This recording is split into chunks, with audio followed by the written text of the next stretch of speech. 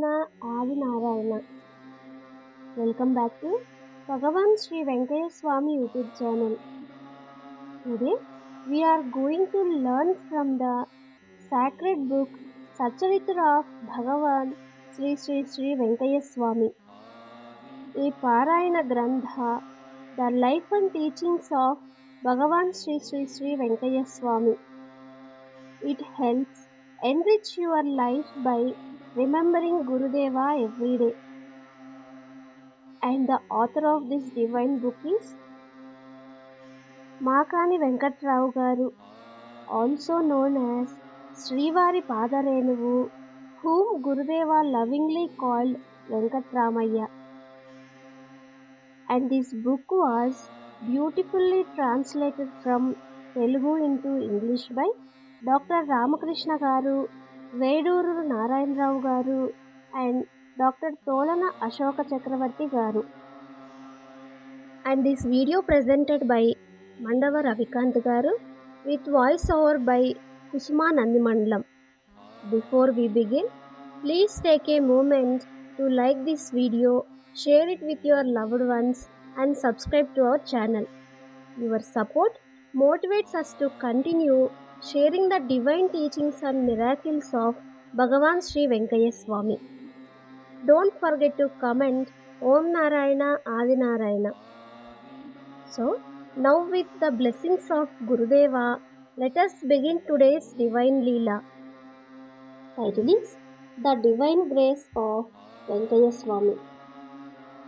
In this episode, we learn about a beautiful incident that teaches us about divinity, selfless service, compassion, karma, and the oneness of all living beings. Let us understand this story in a simple and meaningful way. Yagyoyam Vaivishnu. Yagyoyam Vaivishnu explains that Vishnu, the presiding deity of all yajnas, is the very form of the sacrifice or yajna swarupa to be practiced by people who have a physical body. The passage then tells about Gurudeva VENKAIAH SWAMY, who is described as the omnipresent and as an incarnation of Vishnu. During his travels, Swami reached Kakuruvarupalle in the Ananthasagaram Mandal of Nellore district, where he decided to visit nearby places. One person mentioned in this incident is Sri Maiduguru Subbanna.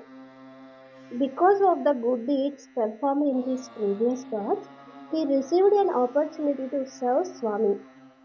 Early in the morning, Swami, along with his disciples, would bath in the canal water flowing alongside the paddy fields on the outskirts of the village. Only after this would he enter the village. This simple routine itself carries a spiritual message.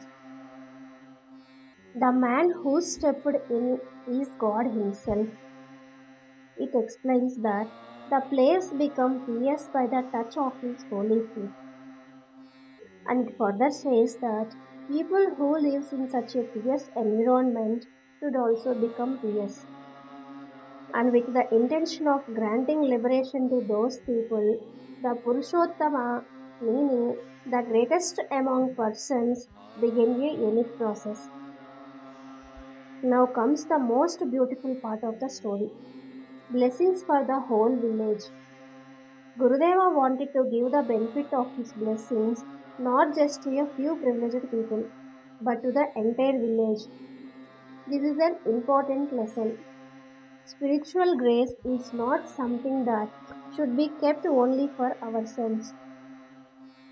With this intention, Gurudeva, along with his beloved disciple, went around the village seeking alms or food.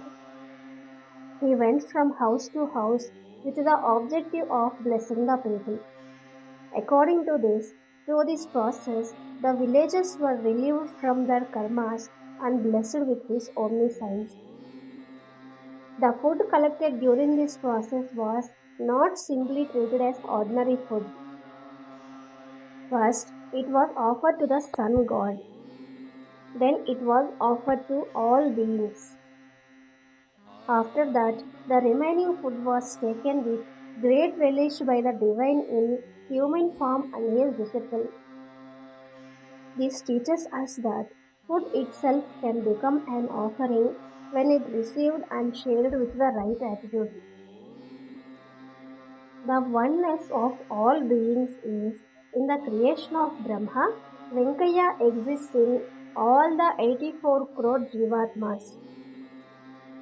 Meaning is that the divine presence is understood to exist within all living beings. This idea takes us beyond differences based on appearance, status, or identity. Every living being becomes part of the same divine creation. The story therefore encourages us to look at others with compassion, respect, and unity. The Guru practicing his own teaching. He was partaking the food along with the creatures around him. This is the specialty of Gurudeva. But spiritually, the teaching says he existed within them. Externally, it appeared that he was sharing food with others. This gives us another important message. The divine is not separate from creation. The divine presence can be understood as existing in and through all beings.